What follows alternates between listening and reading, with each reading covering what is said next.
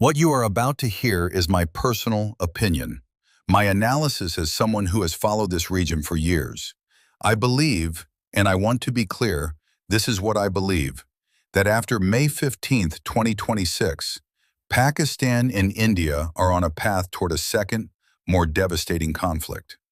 And if I am right, the impact on Pakistan will be unlike anything this nation has faced since 1971.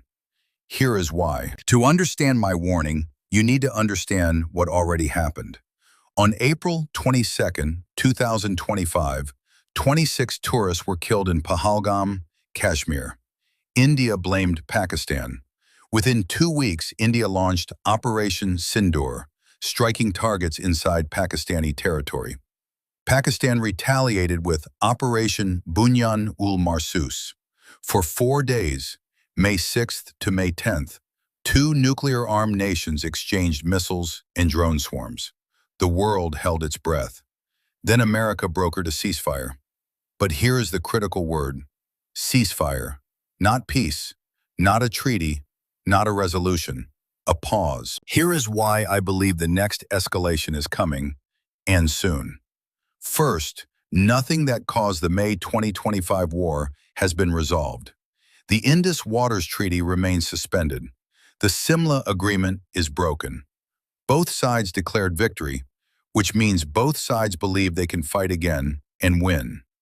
Second, India's Prime Minister Modi publicly stated after the ceasefire that India only paused its military action, not ended it. Third, analysts at The Diplomat, published just this week, warn that the space for restraint is narrowing.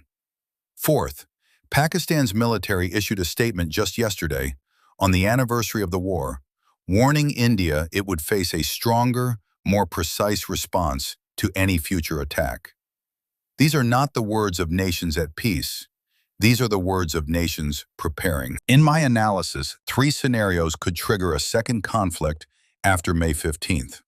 Scenario 1, another terrorist attack in Kashmir, even a small one. India has made clear it will respond militarily, immediately.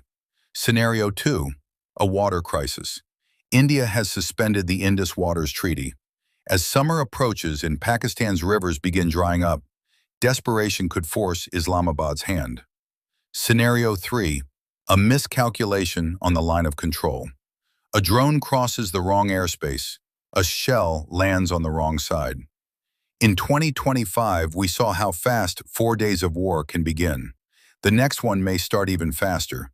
And the Council on Foreign Relations has already listed another India-Pakistan conflict as a Tier 2 risk for 2026. Now let me tell you something that should keep every Pakistani awake at night. The May 2025 war lasted only 4 days. 4 days. And economists estimated it cost both nations $1 billion an hour. Pakistan's share? Up to $4 billion a day in losses. GDP disruption alone was estimated at $25 billion. Pakistan's already fragile economy, dependent on IMF bailouts, with a narrow tax base and depleted reserves, was shaken in just 4 days.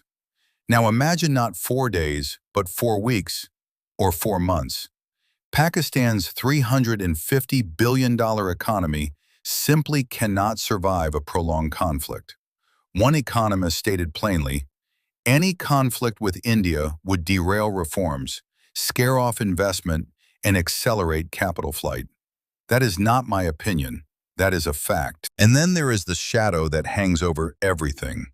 The one word nobody wants to say: nuclear. In May 2025, reports emerged that Pakistan's Nuclear Command Authority may have convened during the fighting. India struck what some analysts believed was near a Pakistani nuclear storage facility. Both governments denied it, but the Washington Post warned this week that both sides may now believe they can fight a limited war without nuclear escalation. And that belief, it said, could prove dangerously flawed. I hope I am wrong about what comes after May 15th. I genuinely do. But hope is not a strategy. Awareness is. This is my analysis. You may disagree, and I welcome that in the comments. What matters most is that we talk about it, that we understand what is at stake, and that the people of Pakistan, 240 million of them, deserve a future built on development, not destruction. Share this if you think more people need to understand what is happening. Subscribe for weekly analysis. And tell me, do you think war is coming, or is there still a path to peace?